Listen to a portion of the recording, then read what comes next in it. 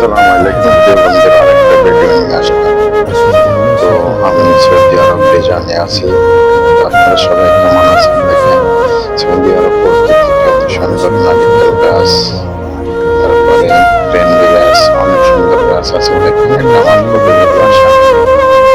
তো এমন দালালের মাধ্যমে সৌদি আরব এসে আগে কি করবো, আর এত কষ্ট করে টাকা কিস্তিতে টাকা উঠে সৌদি আরব আসছি। দালালের গোষ্ঠী ঠকে দালাল কোথায় নিয়ে ফেলাইলো পয়সা আমাদের কাছে। তো প্রিয় বন্ধুরা, যারা যারা সৌদি আরব আসবেন, বুঝে শুনে সৌদি আরব আসবেন, এমন দালালের চক্র থেকে দূরে থাকেন।